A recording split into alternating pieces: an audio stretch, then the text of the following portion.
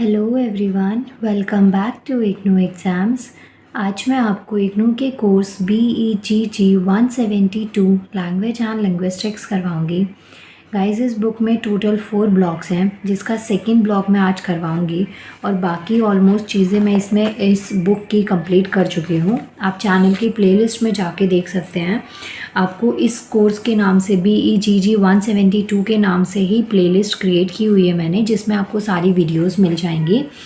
आज मैं आपको सेकंड ब्लॉक की थर्ड यूनिट करवाऊंगी। इसमें 2 यूनिट्स मैं ऑलरेडी करवा चुकी हूँ। आज हम करेंगे unit 3 word stress in English. So यहाँ पे देखिए, ये है यूनिट थर्ड। गाइस, इसमें जो चेक योर प्रोग्रेस आपको गिवन है, या ये जो पूरा कंप्लीट सेकंड ब्लॉक है ना, इसमें जो क्वेश्चंस हैं वो लिसनिंग बेस्ड पे हैं, आपकी वोकैबुलरी बेस्ड पे हैं कि किस तरीके से आप वर्ड्स को प्रोनाउंस करते हैं, क्या वर्ड्स में पूछा जाता है, ये सब चीज़ें इसमें आती हैं। तो इसमें मैं आपको सिर्फ अभी इंट्रो क्लियर कर रही हूँ कि चैप्टर में क्या चीज़ चल रही है, उसका बेसिक्स क्या है और किसके बिहाफ पे, मतलब उन चीज़ों को समझ के आप किस अकॉर्डिंग क्वेश्चंस को अटेम्प्ट कर सकते हैं, ये सब मैं आपको करवा रही हूँ। और चेक योर प्रोग्रेस आप अपने अकॉर्डिंग प्रैक्टिस करिएगा, लेकिन अगर कोई डाउट आ जाता है तो आप मुझसे कमेंट करके पूछ सकते हैं। आज हमारा जो टॉपिक है वो है वर्ड स्ट्रेस इन इंग्लिश। अभी तक मैं आपको वॉवल्स एंड कॉन्सोनेंट्स कंप्लीट करवा चुकी हूँ। आज हम करेंगे word stress in English. Word stress का मतलब ये हो गया कि जैसे कोई आप वर्ड बोलते हैं, कोई भी आपके पास में वर्ड गिवन होता है, तो उसमें कुछ पर्टिकुलर अल्फ़ाबेट्स होते हैं जिसके ऊपर आपका स्ट्रॉन्ग साउंड जाता है, या उनकी प्रोनाउंसिएशन होती है ना, वो ज़्यादा मतलब कि इफ़ेक्टिव होती है उस वर्ड के लिए, आप उस चीज़ को बोलते हैं। फॉर एग्जाम्पल, जैसे आप बोलते हैं अहेड या फिर बिलो या फिर बिलीव वर्ड, तो देखिए इसमें ना वर्ड का जो प्रोनाउंसिएशन होता है, कॉमन लैंग्वेज में आप बोलें तो बिलीव एक बार में बोल के ख़त्म कर दें, लेकिन जब आप साउंड को नोटिस करते हैं तो बिलीव में ना बी के बाद में थोड़ा पोज होता है, उसके बाद में हम लीव बोलते हैं। इतना समझ में आया आपको? तो इसी अकॉर्डिंग जो ऐसे वर्ड्स होते हैं ना जिसके ऊपर ज़्यादा जोर दे के या फिर एक्स्ट्रा ब्रीथ के साथ में आप वर्ड को बोलते हैं, वो आपका वर्ड स्ट्रेस में आता है। यहाँ पे देखिए स्ट्रेस्ड है, the element of a word which are smallest unit for the analyse of speech are known as syllables. Syllable तो मैं आपको ऑलरेडी समझा चुकी हूँ क्या होते हैं ये। इससे पहले वाली वीडियो में मैंने ये टॉपिक पूरा कंप्लीट करवा दिया था।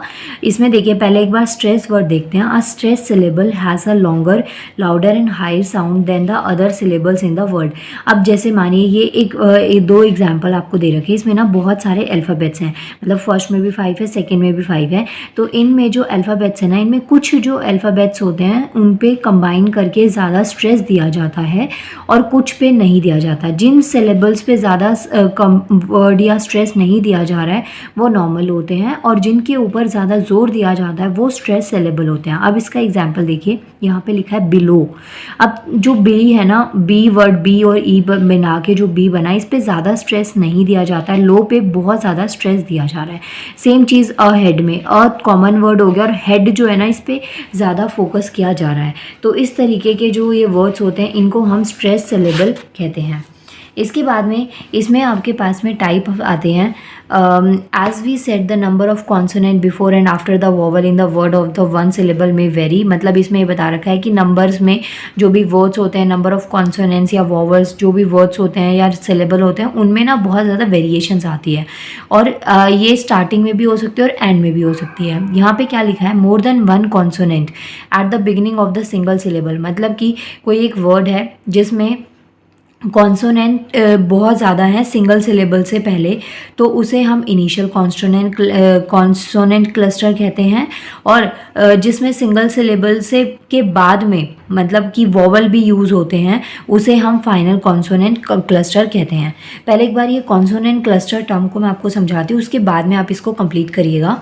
Consonant cluster is when 2 consonants are position together. मतलब कि क्लस्टर का मतलब क्या हो गया, जब दो या उससे ज़्यादा के कॉन्सोनेंट्स को एक साथ में लाया जाता है तो उसे हम कॉन्स्टेंट क्लस्टर कहते हैं। अब इसमें एग्जांपल है स्टे, STAY। अब यहाँ पे ए जो वर्ड है ना, ये क्या है, वोवल है। इससे पहले दो कॉन्सोनेंट एक साथ आ रहे हैं, तो यहाँ पे ये क्या हो गया, कॉन्स्टेंट क्लस्टर हो गया।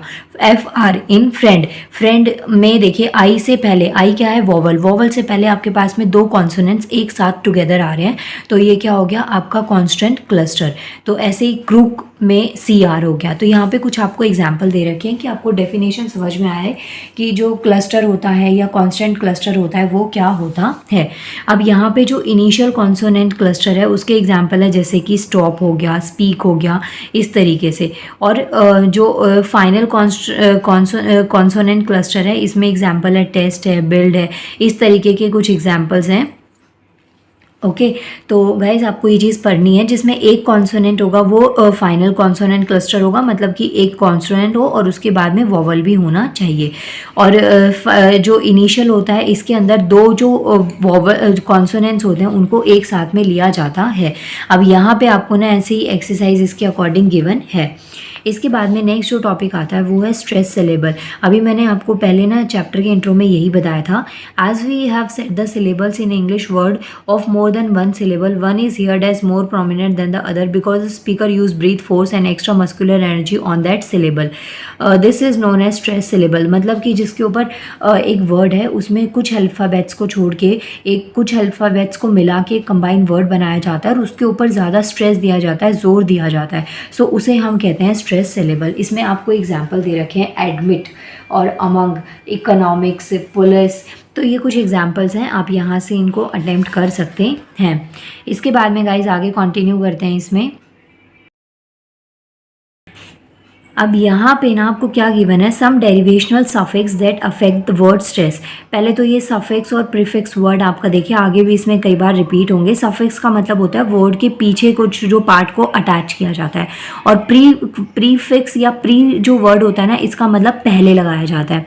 अब यहाँ पे देखिए आपको एग्जाम्पल दे रखा है कैसे, a part that is attach to the end of the word, तो ये सफिक्स की डेफिनेशन हो गई है।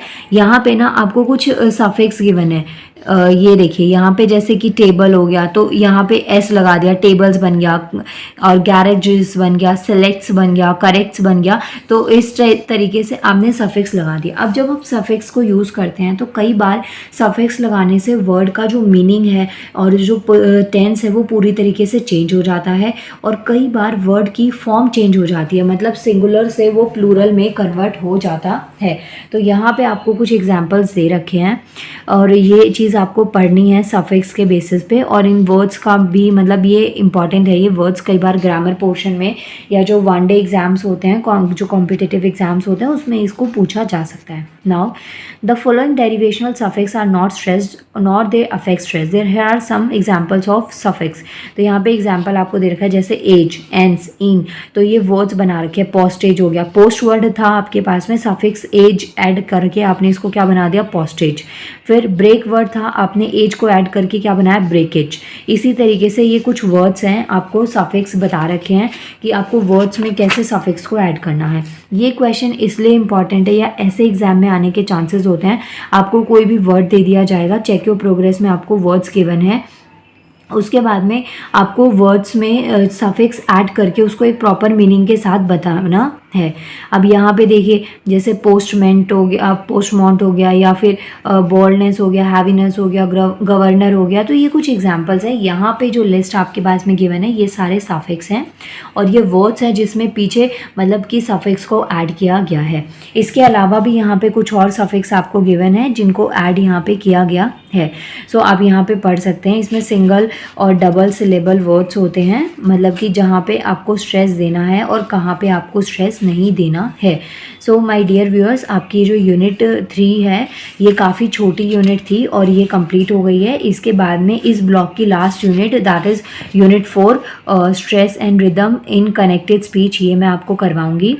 और सबसे ज़्यादा इम्पॉर्टेंट चीज़ जो मैं आपको बहुत टाइम से बोलना चाहती थी कि आप लोग मेरे चैनल को इतना सपोर्ट कर रहे हैं, वीडियोज़ को इतना शेयर कर रहे हैं ना, उसके लिए बहुत बहुत ज़्यादा थैंक यू।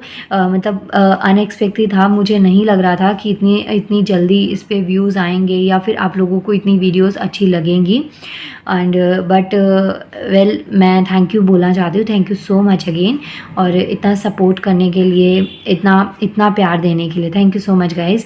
एंड मैं ट्राई करूँगी, पूरा अपनी बेस्ट दूँगी कि मैं आपका सिलेबस सबका टाइम पे कंप्लीट करवा दूँ, और फिर भी अगर रह जाएगा तो एग्ज़ाम से पहले मैं ट्राई करूँगी पूरी तरीके से कि इम्पॉर्टेंट क्वेश्चंस आपको दिल मतलब दे दूँ मैं आपको, और कंप्लीट कर दूँ उनको, ताकि आप एटलीस्ट एग्ज़ाम में अटेम्प्ट करके, मतलब कि आप लोग एग्ज़ाम्स में एटलीस्ट उसमें से स्कोर कर पाएँ। और क्योंकि फ़ाइनल ईयर है आपका, तो मैं ये चाहती हूँ कि सबका रिज़ल्ट अच्छे से आ जाए और मार्कशीट काफ़ी अच्छी सी प्यारी सी मार्कशीट आप लोगों की बन के आ जाए।